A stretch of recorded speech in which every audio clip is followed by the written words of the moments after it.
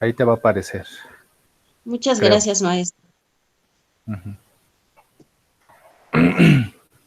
Entonces, ¿estás haciendo el diplomado de titulación? Sí, de negocios internacionales. Soy aragonense, pero lo estoy haciendo en Acatlán porque, pues, coincidencialmente me gustó la idea de tomar un curso allí y allí me enteré del diplomado. Realmente fue una situación circunstancial. Ah, ya. ¿Y te gustó el Sí, diplomado? sí me llamó la atención. Y Ok. pues para efectos del módulo 2 que habla de la inserción comercial de Asia-Pacífico, nos solicitaron una entrevista con un especialista en este tema. Pues yo tengo el gusto de entrevistarlo a usted, maestro. Muchas gracias que se haya tomado el tiempo para poderme atender. No, de nada, me gusta apoyar a los estudiantes porque yo también soy estudiante del posgrado y Doctora, pues hay que apoyarnos entre nosotros, camarada. ¿verdad que sí? ¿No? Sí. Muchas gracias, maestro. ¿Qué le parecieron las preguntas? La revisé. Mira, yo soy especialista más en comercio que en Asia. O sea, también Ujú, sé de Asia porque yo imparto esa perfecto, materia en la FES, pero más de comercio. Entonces yo creo que se va a sesgar hacia allá, ¿no? Hacia la perfecto. cuestión comercial, arancelaria, de comercio exterior. Ujú, Ajá. sí, profesor. Pero sí, sí están bastantes, digamos, sí están complejas, ¿no? Pero vamos a ver qué podemos hacer. Muchas gracias, maestro. ¿Le gustaría que comenzáramos? Claro, sí, de Bueno, una vez. en 3, 2, 1. Buenos días, nos encontramos con el maestro César Soto Morales y él es titular de la carrera de Relaciones Internacionales en la Facultad de Estudios Superiores Aragón. Es candidato a doctor por la Universidad Nacional Autónoma de México con la tesis Nueva Política Comercial de Estados Unidos de América, sus efectos sobre el comercio con México. Buenos días, maestro. Buenos días. Listos, un gusto saludarlos si es que nos van a ver, ¿verdad? En grabación. ¿Verdad? Sí. Bueno, nuestra primera pregunta es, de acuerdo con su experiencia lo relativo al Asia-Pacífico, ¿cómo observa el comercio y la economía en esta región? Bueno, la región de Asia-Pacífico es una región muy amplia, para empezar. Tiene muchas diferencias entre cada uno de sus miembros. Tiene países muy, digamos, desarrollados, con una economía muy grande como China, como Japón, pero también tiene algunos miembros que pues son menos desarrollados y sus economías están más enfocadas a las actividades primarias, secundarias, como Camboya, por ejemplo, como bueno, Vietnam, que se ha convertido en un país manufacturero principalmente, como México. Este, entonces, pues es una región muy asimétrica, digamos, en cuanto a las economías. Sin embargo, como conjunto, la región Asia-Pacífico sabemos que es una potencia exportadora y productora de bienes, principalmente, pues es una región que incluso ha llegado a ser una amenaza para algunos otros países, ¿no? Como Estados Unidos, que pues de hecho eh, con la llegada del presidente Donald Trump ha tomado medidas para tratar de acotar el avance de esta región, sobre todo por el déficit que ha causado a su balanza comercial. Perfecto. Gracias, maestro. Con base a su análisis, ¿cuáles elementos usted considera que han integrado económicamente a los países emergentes en Asia-Pacífico? Bueno, integrado, ¿te refieres a que los han integrado entre ellos o a su integración con A el su, comercio mundial? a su integración en lo relativo al comercio o a su interacción propiamente. Bueno, sí, sí, sí, se puede hablar desde los dos puntos de vista. Ellos, como te dije, como son economías diferentes, asimétricas, y tienen diferente dotación de factores productivos, han logrado complementarse los países productores de materias primas con los países manufactureros, con los países que son exportadores, como Singapur, por ejemplo. Tenemos los que producen materias primas, tenemos los que procesan esas materias primas, como el caso de Vietnam, que es manufactura, Camboya, que son materias primas, y tenemos al exportador, que es Singapur, ¿no? Entonces, han logrado complementarse a través de sus áreas de integración comercial para realizar ese intercambio de factores productivos para fabricación de bienes, y entonces a través de sus puertos ya muy desarrollados y de los países que se dedican principalmente al comercio, sus plataformas exportadoras han logrado integrarse con la economía mundial. Además, al pertenecer a la Organización Mundial de Comercio y al tener tratados bilaterales y multilaterales de comercio con otros países, eso hace que hayan tenido ya un mayor alcance, ¿no? Sobre todo en productos con alta cantidad de valor en mano de obra, como los sectores textil, por ejemplo, son ellos una potencia exportadora también en los electrónicos. Pero sí, en los gracias electrónicos. sobre todo al libre comercio, a la integración. Es una complementariedad. Así es. Gracias, maestro.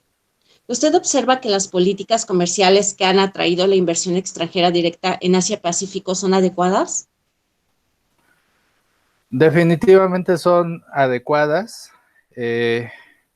Tenemos el caso mayor exitoso, ¿no? Que es el de China, con sus zonas económicas exclusivas de producción, que han abierto su país a la inversión extranjera para la explotación tanto de mano de obra como recursos naturales. Pues esto ha ocasionado que muchas empresas de este lado del mundo, muchas empresas occidentales establezcan su producción en esos países.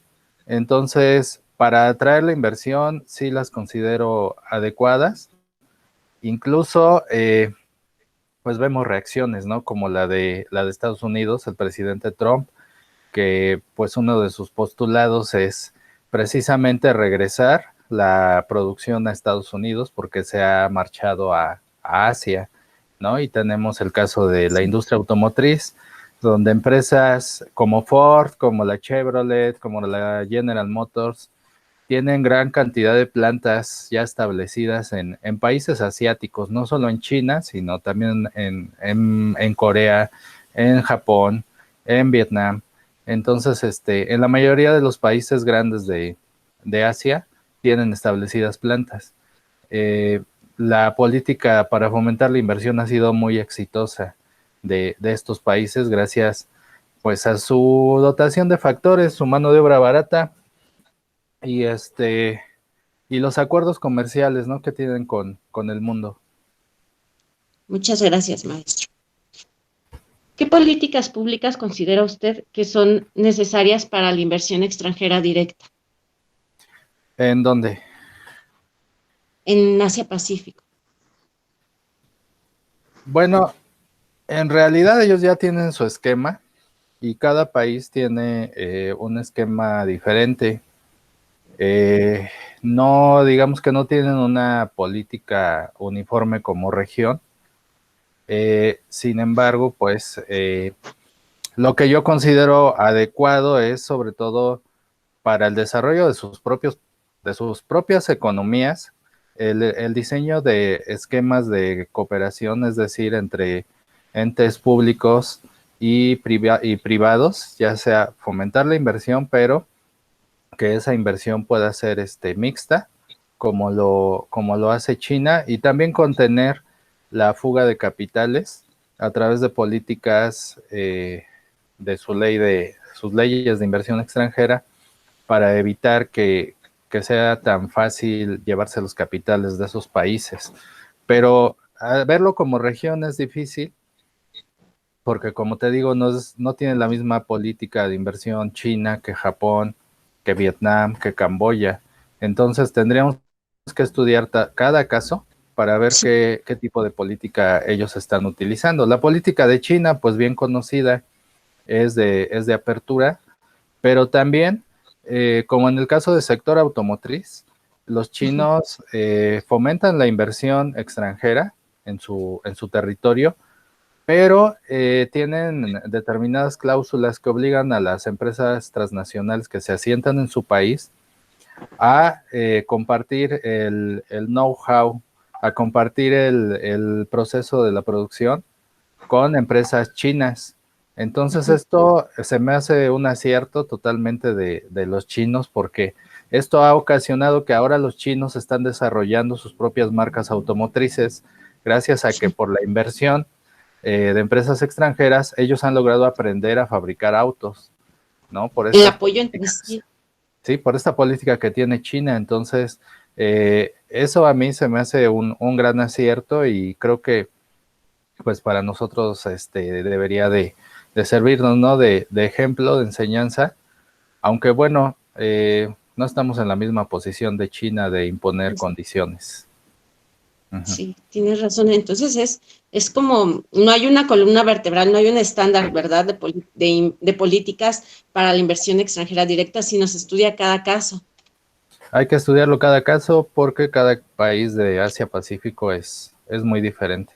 Es muy diferente. Y no se habla ya en el caso de América, bueno, en el caso de México, es completamente diferente. Diferente, cada caso, cada país debe de confeccionar su traje a la medida, porque si copiamos, no nos va a quedar el traje, Sí, nos van a quedar las mangas largas y los exacto. pantalones largos también. Entonces, cada caso es particular. Bueno, ahora hablando de acuerdos comerciales con Asia-Pacífico, ¿cuáles considera usted que son los más atractivos para, valga la redundancia, atraer la inversión extranjera directa? Bueno, tenemos, no es un acuerdo, pero la APEC, ¿no? El Foro de Negociación Asia-Pacífico, ha abierto las puertas para la inversión, ¿no? Yo creo que más que, bueno, los acuerdos comerciales, claro que sirven para atraer la inversión, porque se da el aprovechamiento de los factores productivos, ¿no? Por ejemplo, en la región de ASEAN, el ASEAN es atractivo porque permite tener el acceso a materias primas, a manufactura y a la plataforma exportadora, ¿no? En un solo bloque. Entonces es un acuerdo pues muy conveniente para la inversión. Sin embargo, como factor para atraer la inversión, el Foro de Negociación Asia-Pacífico, la APEC, ha sido una punta de lanza para la integración de Asia con el mundo, para el intercambio comercial. Países que no tienen acuerdos comerciales con Asia, con países asiáticos, han logrado llevar la inversión, ¿no? A través de este foro. Entonces, yo creo que ese foro Por sería excelencia. para mí muy, muy relevante. En particular, México ha logrado muy buenos acuerdos. Cuando no había acuerdo con Japón comercial, se tenía relación comercial con Japón a través de la PEC, Bien. muchas inversiones con China, porque ahí asisten empresarios, asiste gobierno, ¿no? Entonces ahí se da pues toda la relación que no se podría dar si no se juntaran. Entonces, los foros, el foro APEC para mí es el más importante, y como instrumento de intercambio comercial, pues en realidad todos los acuerdos comerciales que hay en Asia sirven para hacer negocios, ¿no? Como el ASEAN, por ejemplo. Sí. Ujú. Sí. Gracias, maestro. Y con relación a las políticas comerciales, ¿cuáles son las que han permitido la integración económica de las economías emergentes en Asia Pacífico? De igual forma, las políticas comerciales del Asia-Pacífico tampoco son uniformes. También tendríamos que estudiar cada caso, cada país. Sin embargo, pues lo que podemos hablar que tienen estandarizado, pues es este, su asociación en bloques comerciales, ¿no? En acuerdos de libre comercio. Eso es lo que ha propiciado la integración de esos países emergentes. la agrupación de las economías en bloques comerciales. Yo diría que esa política comercial, el manejo de aranceles preferenciales para países por bloque, por ejemplo, la región del sudeste asiático maneja un arancel preferencial en bloque para las importaciones provenientes de otros países que no son de bloque.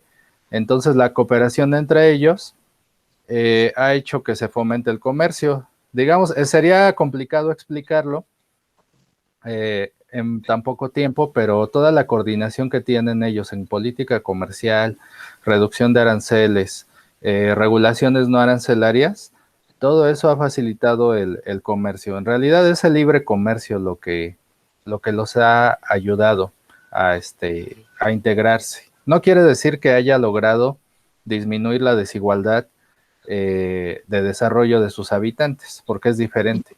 Una cosa es que sean un éxito como países exportadores y que se hayan integrado al comercio internacional, y otra cosa es que esa riqueza que se ha creado esté bajando hacia la población, porque en realidad son países que tienen grandes desigualdades, entonces eso es importante tenerlo presente. Gracias, maestro.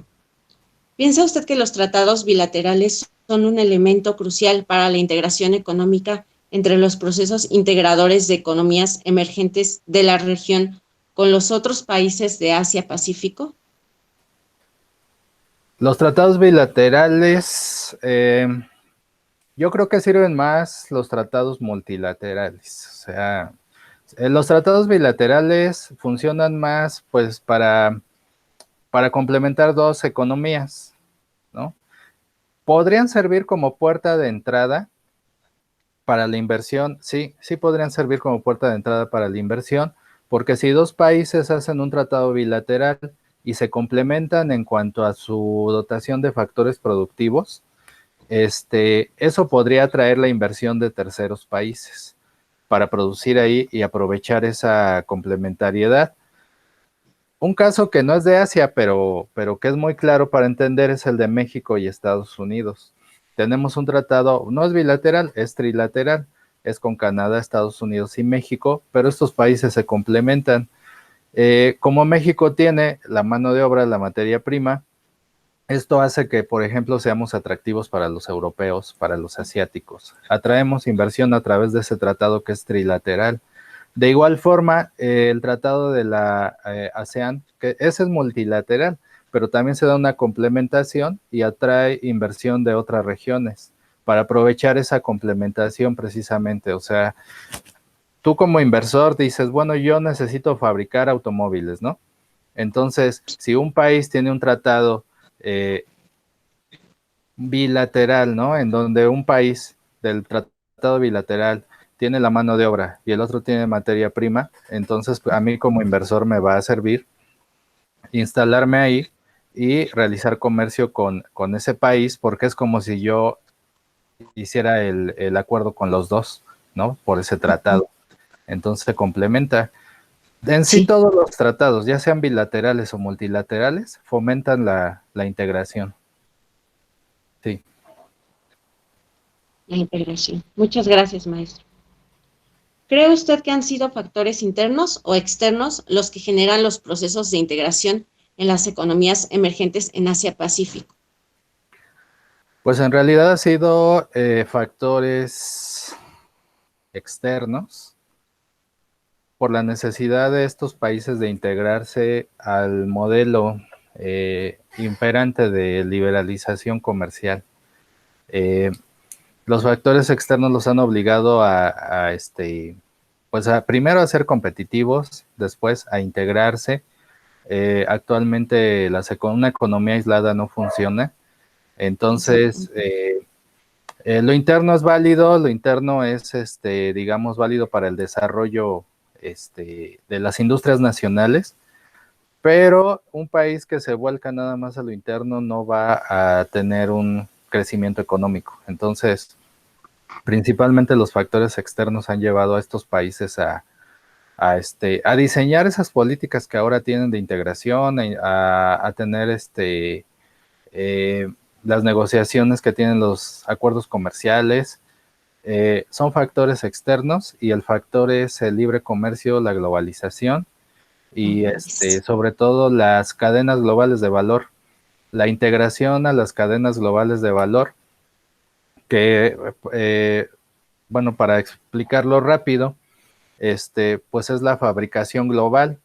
Ya cada vez es menos común que tengas un producto que se fabricó nacionalmente 100% con insumos nacionales, ¿no? Entonces, por el avance de la tecnología, eh, la gran cantidad de componentes que tienen muchos productos electrónicos, automotrices,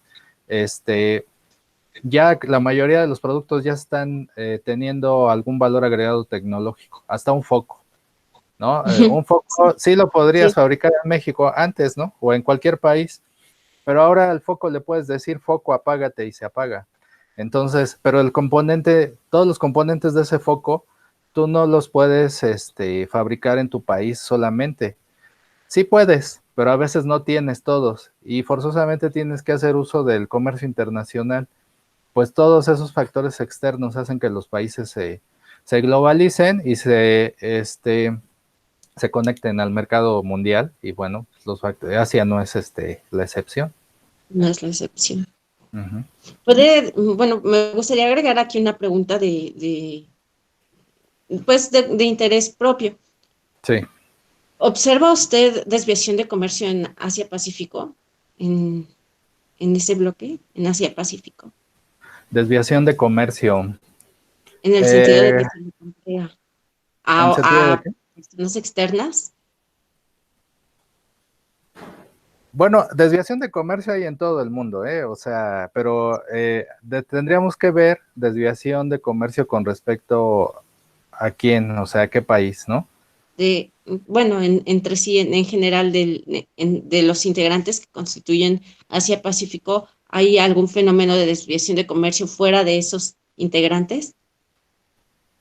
Seguramente, seguramente sí existe desviación comercial, eh, porque pues esos países son especialistas en manufactura, entonces podrían, digamos, haber ese fenómeno de desviación comercial, pero es que ese fenómeno se tendría que estudiar incluso hasta por producto, por fracción arancelaria, ¿no? ¿Qué tipo de desviación está ocurriendo?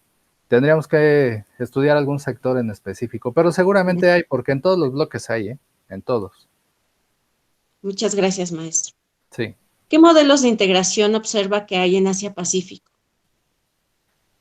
Modelos de integración hay varios. Como te digo, es una región muy, es asimétrica y son muy diferentes los actores.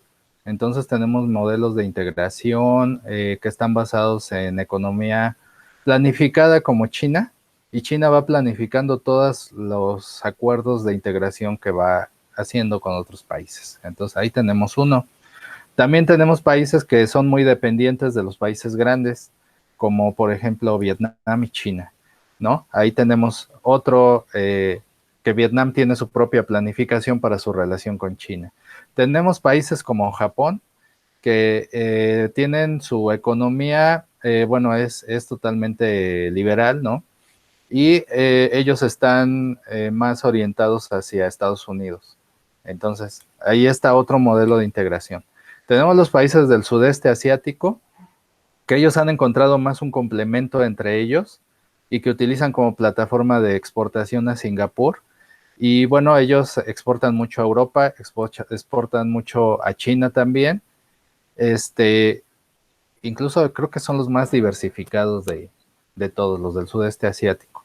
Los del sudeste. Entonces, sí, los del sudeste asiático, no creo que haya un modelo, yo creo que hay varios modelos, dependiendo de geográficamente dónde estés y políticamente de quién dependas más, ¿no?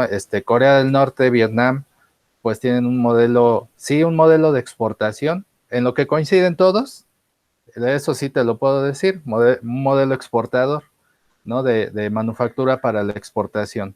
ahí sí coinciden todos, pero cada uno lo orienta de acuerdo a sus objetivos, ya sea como bloque o nacionales. Si es Corea del Norte, pues ellos sí son muy, eh, ellos sí tienen su economía más planificada, ¿no? O China, que tiene un modelo, los chinos de verdad los admiro porque tienen un modelo a futuro totalmente. Entonces ellos están ya planeando la nueva ruta de la seda, ¿no? Que abarca toda Asia, Asia Central, Europa. Están mirando hacia el otro lado y incluso llegan hasta América. Ellos traen un modelo de planeación ya a largo plazo, como todo lo que hacen en China, lo piensan a largo plazo. Este, entonces, pues tenemos ahí, ya dije, como 5 o 6 modelos, ¿no? No hay uno solo, son muy complejos, Asia es muy compleja. Muchas gracias, maestro. ¿Dicha integración comercial ayuda realmente a las economías emergentes a competir en el mercado de Asia-Pacífico? ¿Lo considera usted? Sí, por supuesto, si no estuvieran integrados esos países en bloques, no serían tan competitivos como lo son ahora. Como ya lo hemos dicho, se complementan, aprovechan su dotación de factores productivos y el bloque al que pertenecen les ayuda a tener una cadena regional de valor.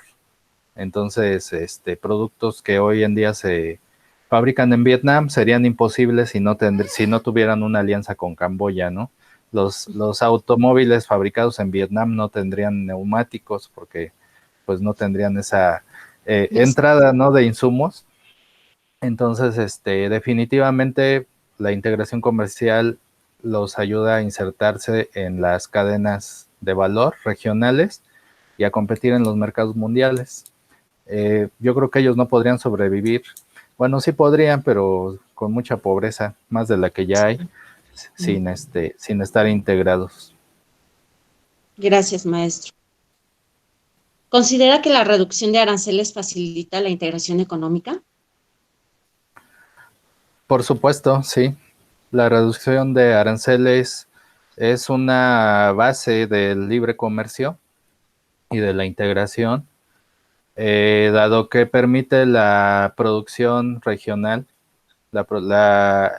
digamos, fomenta las cadenas de valor. Sin una política de cero aranceles o de reducción de aranceles sería imposible la integración comercial. Gracias a acuerdos de libre comercio como los que hay en Asia y en todo el mundo, es posible que las empresas puedan localizar su producción en donde existen los factores abundantes, ¿no? Por Sí. ejemplo, empresas textiles. Algunos países tienen capital, tecnología, otros tienen materia prima, mano de obra, y entonces al no haber aranceles que pagar entre las fronteras, pueden producir sus productos, producir sus bienes,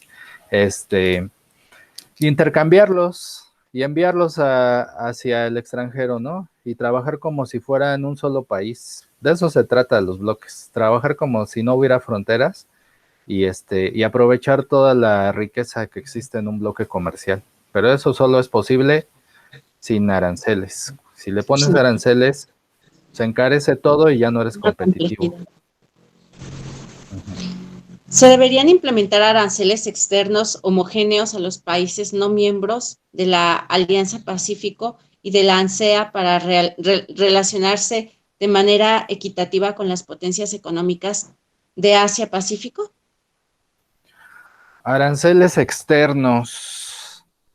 Sería muy difícil implementar aranceles externos comunes, me imagino, ¿no? Un arancel externo común por región.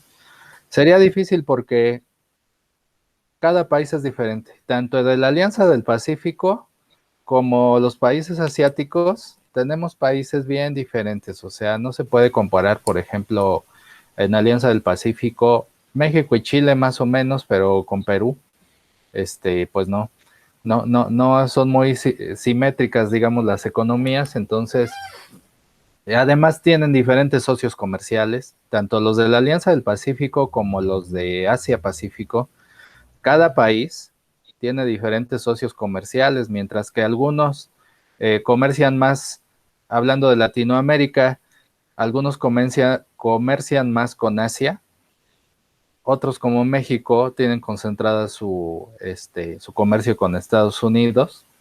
Entonces, sería muy difícil establecer un arancel externo común. Y además, cada país de los miembros, tanto de Asia como de Latinoamérica, tienen sus propios acuerdos comerciales con terceros países. Por ejemplo, México tiene un acuerdo con la Unión Europea, pero también, no sé si Chile, sí, a través de Mercosur, también tienen acuerdo con una Unión Europea.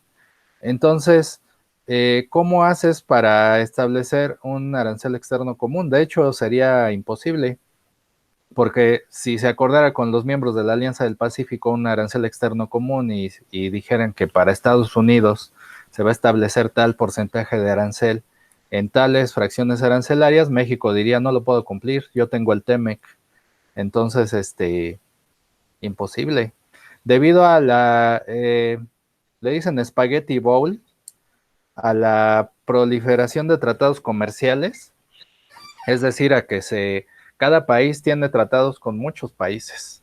Entonces, si lo dibujas con rayitas, es la rayita que sale de México a Estados Unidos, a Japón, a Europa, Asia, y luego Chile tiene también sus tratados con otros países, y Perú igual, y Colombia igual. Entonces, por eso le dicen Spaghetti Bowl, porque si te imaginas toda la maraña que se hace, es un Spaghetti Bowl, ¿no? Como Sí, lo llama Yadish Bhagwati. Entonces, definitivamente no, no se puede. Arancel externo común. muchas gracias, maestro. ¿Qué futuro percibe usted en el comercio y en la economía de Asia-Pacífico? La economía de Asia-Pacífico, bueno, depende de lo que ocurra en Estados Unidos, como muchas cosas en el mundo. Si continúa el presidente Donald Trump en el poder,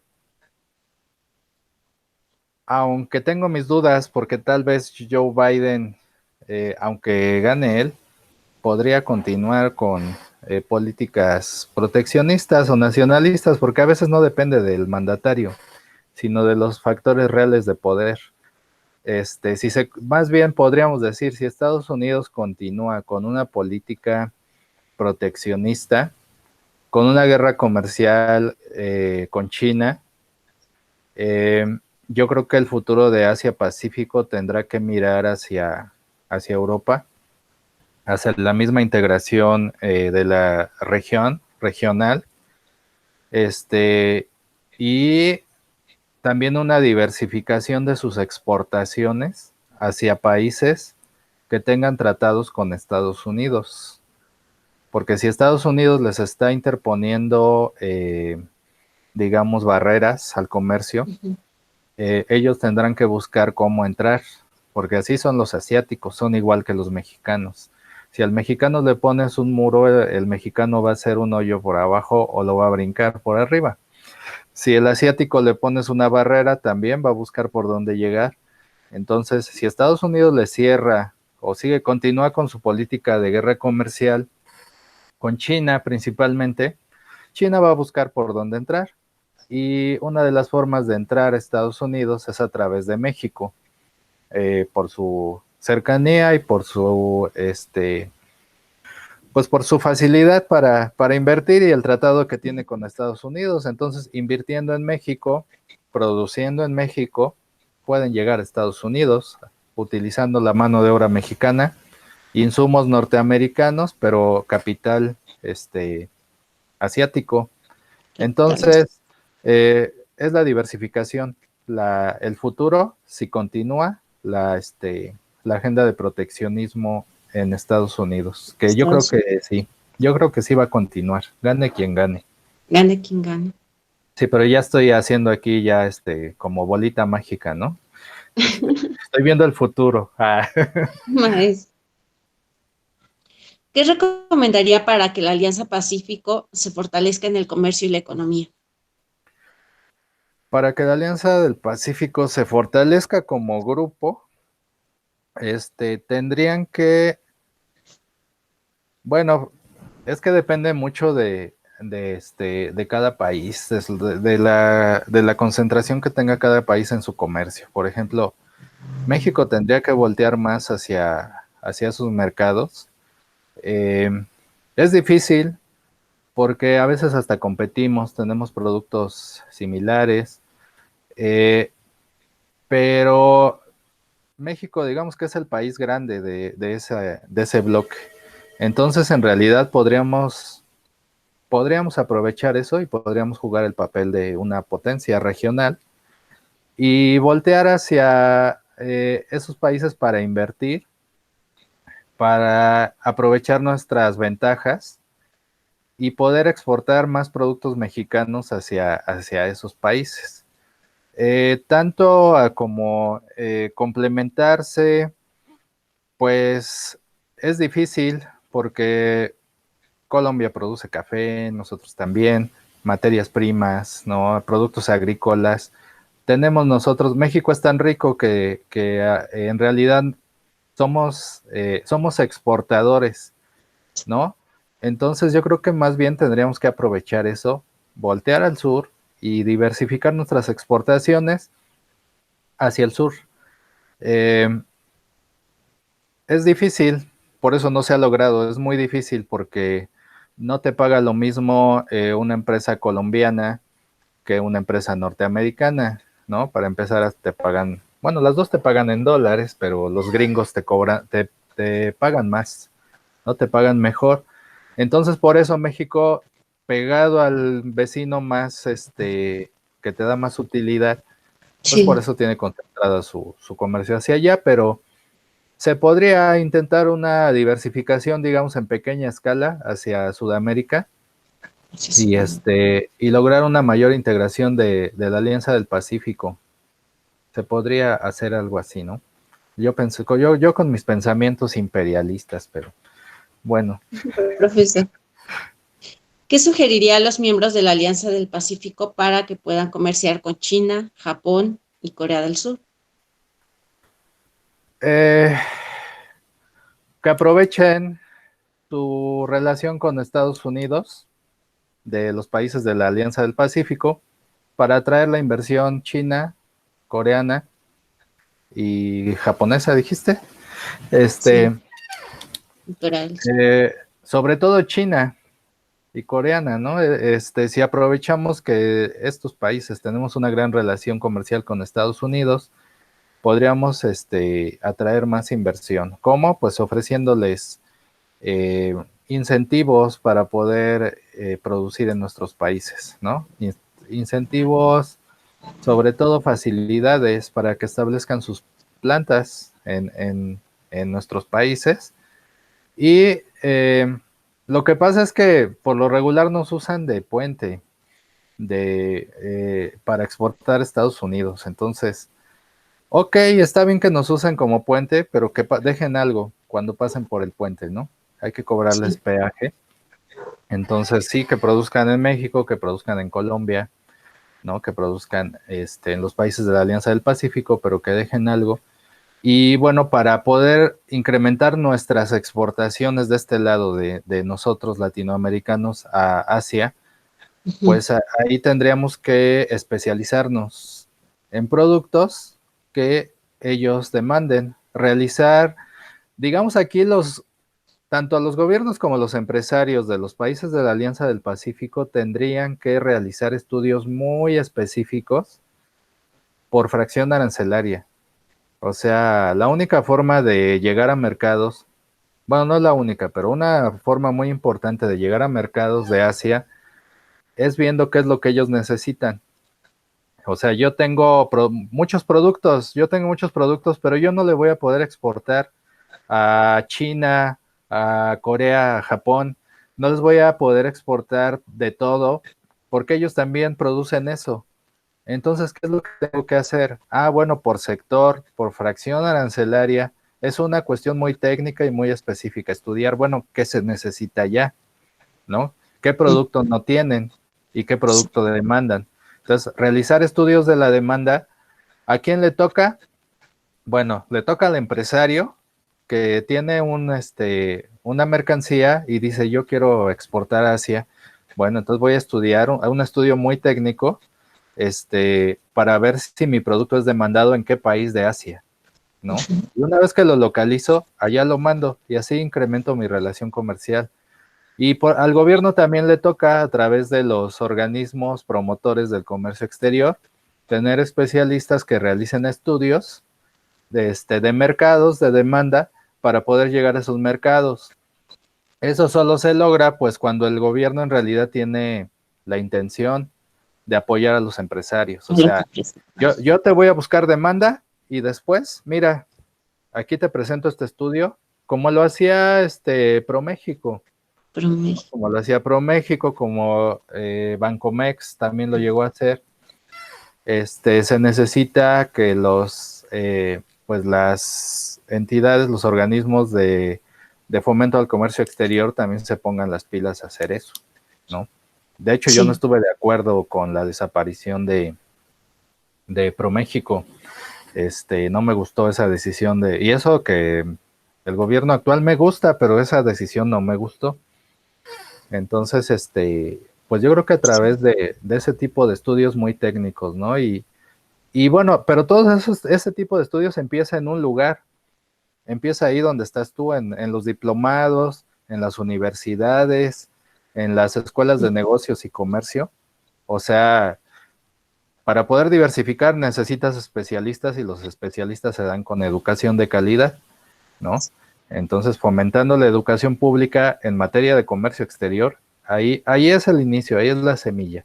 Ya después esos especialistas van a gobierno, van a empresas, buscan mercados y se logra diversificar. Entonces, la base es la educación, ¿no? La educación en comercio y Y que negocios. haya un acercamiento del gobierno, ¿verdad? Que emane el acercamiento del gobierno hacia los empresarios y no esperan a que los empresarios vayan a ellos. Y pues que sea una reciprocidad, ¿verdad? Así es, los dos, tanto gobierno como empresarios se tienen que poner las pilas. Si los empresarios están contentos con exportar a Estados Unidos nada más, pues no va a pasar nada. Si el gobierno no establece y no realiza este tipo de estudios, pues tampoco, ¿no? Entonces, y yo lo veo muy verde, la verdad, al gobierno, no a todos. Por ejemplo, si ahora que yo sea diputado, senador o presidente, ¿no? Voy a proponer, por ejemplo, que en cada ayuntamiento exista una oficina de promoción a las exportaciones. O sea, eso ningún ayuntamiento lo tiene. Y imagínate que en cada ayuntamiento del país, ¿no? Cada municipio tenga su propia oficina de promoción a las exportaciones, porque la riqueza está en todo el país. No nada más en las urbes, ¿no? En Monterrey, Guadalajara, Ciudad de México y las principales urbes, ahí sí hay fomento a la exportación, ¿no? Pero, por ejemplo, si tú eres del Estado de México y produces, no sé, produces limón o cualquier producto y quieres asesoría en comercio exterior, pues tienes que ir hasta Toluca, ¿no? Algún curso. Pero tu ayuntamiento no te va a capacitar. Y bueno, entonces, pues se necesita eso, se necesita que le quieran invertir. Si no se le invierte, pues no va a haber. Ajá. Gracias, maestro. En su perspectiva, ¿cuáles experiencias del proceso de integración económica de ANSEA podría servir de base a la Alianza del Pacífico? ANSEA tiene un esquema que se llama, me parece que se llaman triángulos de desarrollo, algo así. Se me fue ahorita el nombre de esa estrategia, pero me parece que se llama triángulos de desarrollo. Es decir, es una complementación. Un país que tiene materias primas se complementa con el que tiene el capital, con el que tiene manufactura, y el que lo puede exportar. Entonces, entre ellos arman esos triángulos productivos dentro de la región, pero localizan ciudades o estados, ¿no? No sé cómo le llamen ellos. A ver, este estado tiene mucha materia prima, ¿no? Tiene energéticos. Y este otro estado de otro país tiene una refinería, ¿no? Y este otro, Singapur, tiene la plataforma exportadora, tiene tanques, tiene buques. Entonces ahí crean un triángulo complementario dentro de la región que ayuda al bloque a ser más productivo. Entonces tienen triángulos de agricultura, triángulos de energéticos, triángulos de manufacturas, ¿no? Y ya haz de cuenta que aquí tuviéramos el triángulo, ¿qué sería? No sé, Michoacán, ¿no? México, Ciudad de México, Veracruz, ¿no? ¿Para qué? Para que producir aguacate en Michoacán, capital de Ciudad de México y la exportación Veracruz. Bueno, ese sería nacional, ¿no? Pero, por ejemplo, tenemos Una articulación, perfecto.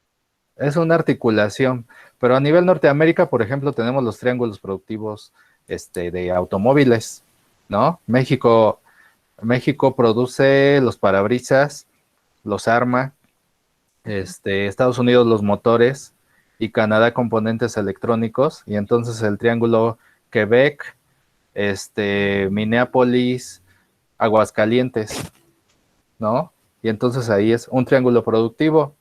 En Norteamérica sí se da, sobre todo en el sector automotriz, así estamos integrados. Pero ellos, desde los 90, ellos tienen ese esquema, triángulos productivos. Entonces creo que eso podríamos mucho aprender de ellos. Agiliza los procesos y minimiza los tiempos y los costos. Y pues es fluida esa interacción, ¿verdad? Así es un encadenamiento productivo. Uh-huh. Perfecto. Y aquí estoy. ¿Qué recomendaría a los miembros de la Alianza del Pacífico de la experiencia de la Asociación de Naciones del Sureste de Asia, ANSEA, para poder negociar con las economías más grandes? Negociaciones asimétricas comerciales, ¿no? Entre países pequeños, más débiles, y países, potencias. Bueno, es que está bien difícil. Está bien difícil por Estados Unidos, ¿no? Está muy complicado, pero se podría negociar en bloque en sectores donde hay un encadenamiento productivo entre los países o en donde hay intereses comunes. Por ejemplo, es que ahora sí me la pusiste en chino, hablando de Asia, Hablando de eso. para poder negociar con ellos. Lo que pasa es que, mira, en realidad cuando tú haces un acuerdo de libre comercio, a veces negocias con los mismos actores, tanto dentro de tu país como en la potencia, ¿no? Por ejemplo, cuando realizamos el Tratado de México, Estados Unidos, Canadá, se hizo la negociación con Ford de Estados Unidos y Ford de México. O sea, eran empresas era la misma empresa que tenía intereses tanto en México como en Estados Unidos. Entonces, ahí más bien lo que yo podría proponer es negociar con las empresas multinacionales antes de negociar un acuerdo de libre comercio, un acuerdo comercial. Tenemos a Ford de México y Ford de Colombia, ¿no? Si vamos a hacer un acuerdo en el sector automotriz, primero ve con Ford, ¿no? Para ver qué necesita, qué quiere y qué se va a poder acordar. Y ya después vas con el gobierno de Estados Unidos, pero ya teniendo amarrada la negociación con la empresa multinacional. Las empresas multinacionales han tenido tanta importancia, han crecido tanto, que ahora tienes que negociar con ellas primero y después negociar con el país con el que vas a hacer el acuerdo. Porque a fin de cuentas, Ford de Estados Unidos va a presionar al gobierno de Estados Unidos para que firme o no un acuerdo comercial, como pasó en el TEMEC. En el TEMEC ya se había llegado a un acuerdo, digamos un borrador, y los sindicatos de las empresas automotrices presionaron a través de los demócratas y dijeron, no vamos a ratificar el TEMEC hasta que no se revise el acuerdo laboral, el acuerdo laboral, y lo echaron para atrás y tuvieron que renegociar ese capítulo, y hasta que las empresas automotrices y sus sindicatos dijeron, ok, te doy el visto bueno, pasó, ¿no? Entonces, no es tanto que los países de la Alianza del Pacífico negocien con las potencias, o sea, ya no se ve algo de país con país o de bloque con bloque. Ahora son estados, empresas, multinacionales y luego los países, o sea, no hay que perder de vista las corporaciones y los sindicatos, pero no los sindicatos de los países del sur, de los países latinoamericanos, porque esos están movidos por el gobierno. Los sindicatos de los países de las potencias, eso sí influyen. Entonces, te digo, no es tan fácil, no, tenemos que quitarnos esa visión simple de que voy a hacer un acuerdo a México, Estados Unidos, ¿no? En todos los representantes de los países, no, son representantes gubernamentales, empresas, sindicatos, ¿no? Entonces, y con todos esos tienes que negociar para llegar a un acuerdo. Por lo tanto, ¿qué aconsejo? Pues que se tenga una visión más amplia y que los que hacen acuerdos de libre comercio vean eso y negocien integralmente. Sí lo ven, o sea, sí lo hacen. Así se hace de hecho, pero que se le ponga más atención. Más atención, más meticulosidad. Así es. ¿Cuáles son las estrategias de la alianza que la Alianza del Pacífico tiene para hacer una plataforma de exportación a la región Asia-Pacífico? A ver, perdón, otra vez me fui un momento. Sí, profesor. ¿Cuáles son las estrategias que la Alianza del Pacífico tiene para hacer una plataforma de exportación a la región Asia-Pacífico? Ok. Para que nosotros como bloque Alianza del Pacífico seamos una plataforma de exportación, tendríamos que tener productos que ellos necesitan. Y regresamos a lo mismo, ¿no? O sea, necesito estudiar su demanda, la demanda de los mercados de Asia-Pacífico, para yo tener éxito en exportar productos a esa región. Si yo quiero exportar de todo y decir, plataforma de exportación es una palabra incluso muy fuerte, ¿no? Es decir, voy a ser una potencia exportadora de Latinoamérica a Asia-Pacífico. Se escucha bonito y es muy ambicioso, pero lo que tenemos que hacer es precisamente eso, estudiarlos, ¿no? Estudiar su demanda, ver qué necesitas y no pretender exportarles de lo que ellos hacen, ¿no? Por ejemplo, te voy a exportar pantallas de plasma, ¿no? Por ejemplo. No, pues sí, Vietnam fabrica millones de pantallas, China también. Entonces, pues yo no puedo exportar eso. Yo te voy a mandar lo que necesites. Ahora, para hablar de Asia, igual tendríamos que, ¿a qué lugar, no? O sea, a lo mejor Camboya sí necesita pantallas, pero China no necesita ni una porque ellos son especialistas. Tendríamos que hacer estudios por economía, por bloque, por región.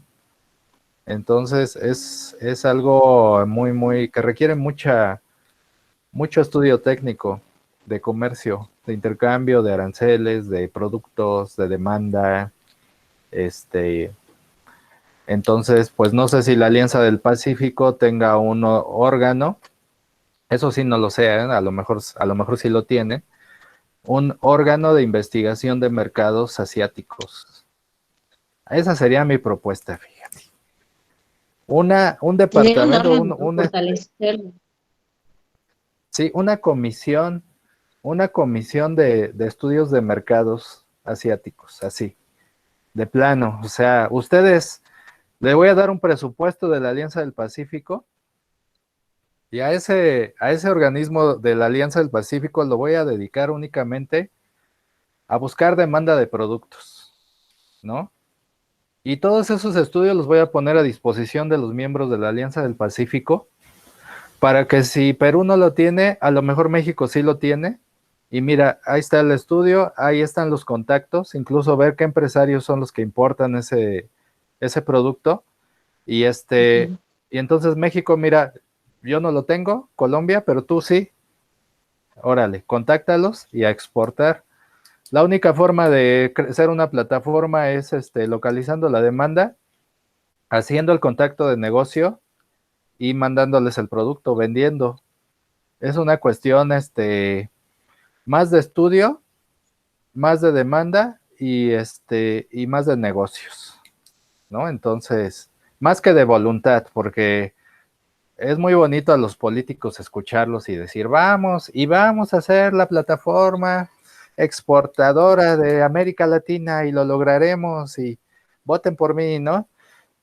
Pero no, es una cuestión de talacha, de chambearle, de buscar los mercados. Exacto. Ujú. Bueno, vamos a nuestra 20ª pregunta, profesor. Ay, pensé que no llegaríamos. ¿Cómo? Sí, profesor. ¿Cómo observa la guerra comercial entre Estados Unidos y China? Ah, bueno, pues esta guerra comercial es derivada precisamente de que el multilateralismo y sobre todo la libertad comercial que ha habido, el contacto comercial que ha habido entre China y Estados Unidos ha sido favorable para el segundo. Digo, desfavorable para el segundo, para los Estados Unidos. La balanza comercial de Estados Unidos, como es bien sabido, está en déficit casi permanente. Y no necesariamente porque sean empresas chinas las que están exportando en masa a los Estados Unidos y que el mercado de Estados Unidos está invadido de productos chinos. En realidad no es tanto así. En realidad son las propias empresas, las mismas empresas de los Estados Unidos que deslocalizaron su producción y se fueron a China y desde allá están mandando productos para su mismo mercado de origen, como por ejemplo, si tú revisas los aparatos electrónicos, los teléfonos, las Mac, ¿no? Las MacBook, que son de marca totalmente estadounidense, pero si las volteas y ves dónde fueron hechos, dices, a ver, soy un gringo, a ver dónde se hizo este teclado, ¿no? China. Oh, pues estas cosas, mira, aquí tengo un buen ejemplo de esta cosa. Amazon es empresa norteamericana, ¿no? Nadie lo Sí. puede negar. Ah, sí, pero cuando yo volteo mi Alexa, veo que está hecha en China. Entonces, los norteamericanos sí están inundados de productos hechos en China con marcas estadounidenses. Pueden andar en su Ford, muy orgullosos de traer un auto americano, pero es hecho en China. Entonces, pues esa guerra comercial pues es derivada de eso. El presidente Donald Trump sí parece que está medio zafado, pero en realidad no está zafado. Lo que pasa es que es su forma de decir las cosas lo que no le favorece, ¿no? Tendría que ser un poquito más mesurado al decirlo. Él de plano dijo, es muy claro, lo que tiene él que es muy claro, dice, es que se han aprovechado de nosotros los demás países. ¿No? Y están aprovechándose de nuestra riqueza, se están llevando nuestros empleos, se están llevando nuestra inversión. Y sí es cierto. Con este tipo de ejemplos podemos ver que sí es cierto. Las empresas norteamericanas se fueron a China, producen en China, no solo en China, también en México, y también ha dicho que México se ha aprovechado de Estados Unidos.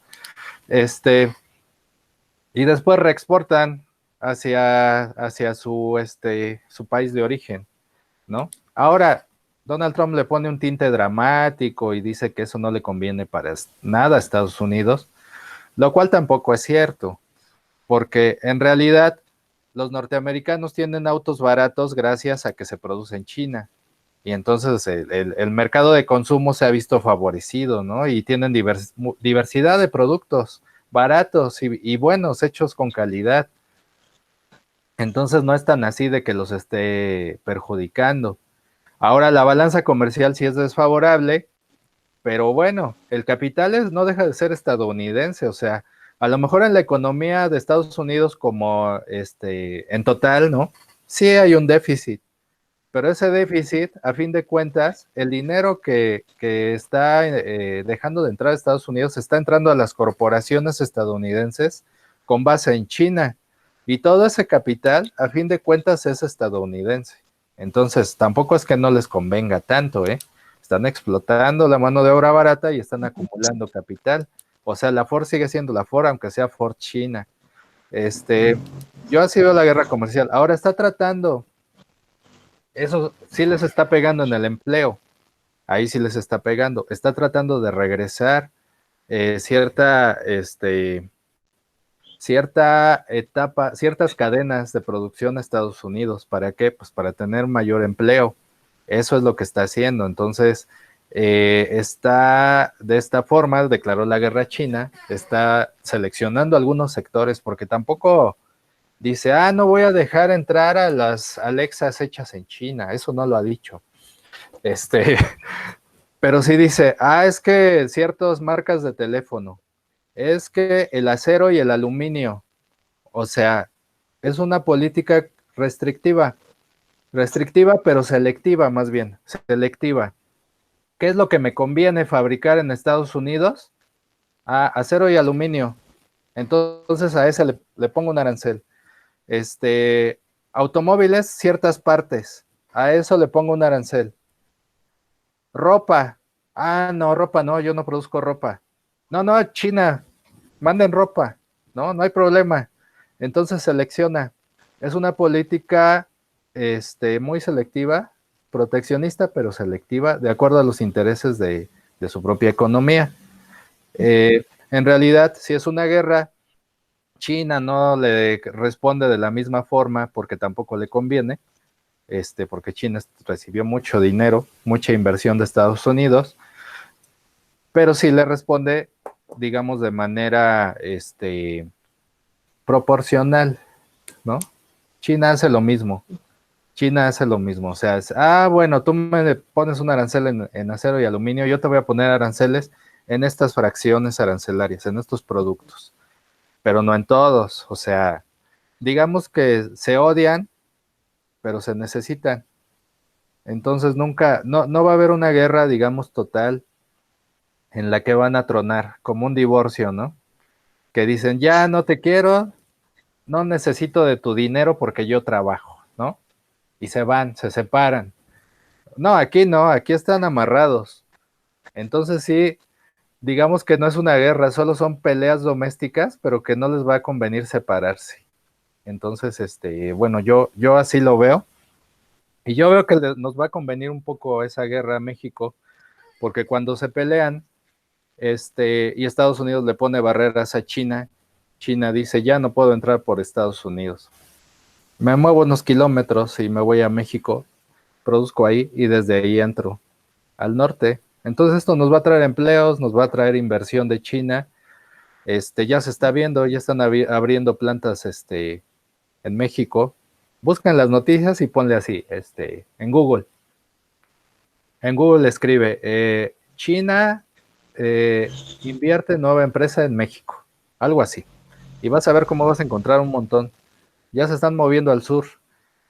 Eso nos va a ayudar al empleo sobre todo. Pero bueno, ha sido la guerra El, comercial, una guerra selectiva. el viejo, el viejo adagio de a río revuelto, ganancia de pescadores. Sí, hay que ponernos buzos y vas a ver cómo vamos a salir ganando en esa rivalidad. Para concluir, me gustaría agregar una pregunta también al respecto de qué repercusión usted observa y considera que la situación de emergencia sanitaria COVID ha dejado en la interacción Asia-Pacífico. Bueno, el COVID arruinó toda la economía global, ¿no? No solo de Asia, sino toda, eh, porque rompió las cadenas de valor, se tuvo que parar la producción en prácticamente todo el mundo, pero China, al ser una fábrica global, China es la fábrica, China y Asia, es la fábrica global, ¿no? De manufacturas, pues eso rompió con las cadenas de valor, con las cadenas globales de valor, hizo que hubiera escasez de insumos para todo tipo de productos en todo el mundo. Eh, Además, se frenó la economía, se frenó todo, se frenó el consumo.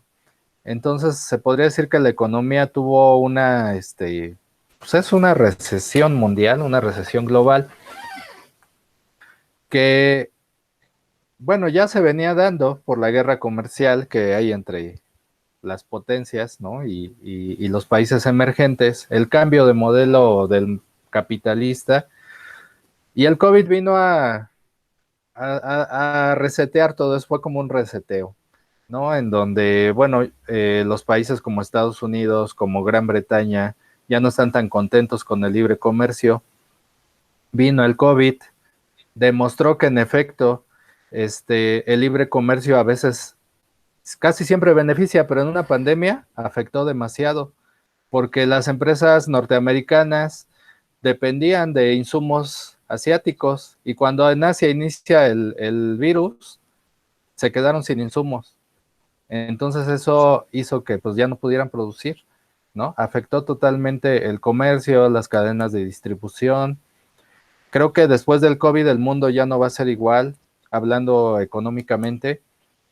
Además, creo que también a través del avance de la revolución industrial número 5, no, sí, la quinta revolución industrial, ahora ya muchos procesos que que se hacían en China y en Asia por su mano de obra barata, ahora con las impresoras 3D, con la nanotecnología, con la industria artificial, la robótica, van a poder realizarse ahora cerca de las bases de cada empresa, ¿no? Por ejemplo, pues es que muchas empresas automotrices se fueron a China porque allá la mano de obra es barata para armar. Pero bueno, ahora son los robots los que arman los automóviles. Entonces ya no necesitas mandar tu producción a miles de kilómetros y después gastar en traer el automóvil terminado. Mejor que un robot lo haga, y aprovechas, ¿no? Aprovechas el tiempo, no gastas tanto en transporte, logística, y las impresoras 3D ahora te pueden hacer un componente en fracciones de segundos, ¿no? Entonces, y si le aunado esto con la pandemia, se dieron cuenta que no era tan buena idea tener tan lejos los insumos, porque dijeron, allá los afectó la pandemia, se paró todo, no nos llegaron los insumos y tuvimos que parar la economía. Entonces, creo que ahora se está cambiando hacia un modelo más de producción cercano. Le dicen nearshoring. Antes era el offshoring, producir afuera, deslocalización, offshoring. Y se está mirando ahora que es más conveniente tener un nearshoring, ¿no? México, ¿no? Podría ser más conveniente producir en México que producir en China. Y por eso en el TEMEC, que es el nuevo acuerdo, ahí se ve muy claro. Ahora los componentes automotrices tienen que ser en mayor proporción fabricados en Norteamérica y menos fabricados en Asia. Eso no se podía antes, pero ahora ya se puede porque ya tenemos robots, tenemos inteligencia artificial, tenemos las impresoras 3D que ya pueden hacer todo eso. Entonces, la pandemia vino a reforzar esa idea y vino a concientizar a las empresas multinacionales que ahora la producción la pueden hacer ellos mismos desde utilizando las tecnologías de la quinta revolución tecnológica industrial. Esa quinta revolución es muy impresionante. Estaba viendo bueno, agregando un poco, tal vez Sí, no tiene nada que ver con esta entrevista, pero sí me llama mucho la atención que lo mencione, maestro, porque es muy importante. Son ahora capaces esas impresoras en 3D hasta de generar modelos para reconstruir cadenas de ADN y de componentes a nivel médula espinal que puedan devolverle la movilidad al cuerpo de las personas que de alguna manera han sido afectadas por algún accidente o alguna afectación que les impida mover sus articulaciones, sus brazos, manos. Entonces, esta revolución industrial es sin duda un parteaguas impresionante en la ciencia y pues desde luego para lo que atañe a este tema, el comercio, la tecnología como tal, es correcto. Nos está reseteando todo, nos está cambiando todo, y incluso la educación. la Eh, educación. de, de hecho, ahorita nos hubiéramos podido ver en la FES, ¿no? Pero pues desde nuestra casa. Entonces, Sí, gracias a eso, ¿no? A la revolución tecnológica industrial. Ya nada va a así ser es, igual. Estamos en un punto que va a cambiar todo. La pandemia y no es la pandemia, esto ya se venía dando, pero la pandemia lo aceleró y entonces está exactamente. acelerando el cambio. Ahora nos vamos a volver más virtuales, más de inteligencia artificial, ¿no? Que Así es. presenciales. Ujú. Muchas gracias, maestro. No, de nada. Fue un gusto compartir con usted esta sesión de preguntas y respuestas y desde luego le agradezco mucho su tiempo y me queda un conocimiento bastante amplio y un panorama, se abrió el panorama con respecto a este tema, a mi formación dentro de este diplomado. No, gracias también a ti porque me estás dando material para mi canal de YouTube. Entonces Perfecto, maestro. saluda al público, ¿no? ¿Podría compartirlo, maestro, su canal de YouTube? Así se llama César Soto. Te lo paso, Muchas gracias. ahora que suba el video, Desde luego, maestro. te paso el canal. Voy a detener la grabación, ya acabamos, ¿verdad? Ya, Sí. sí.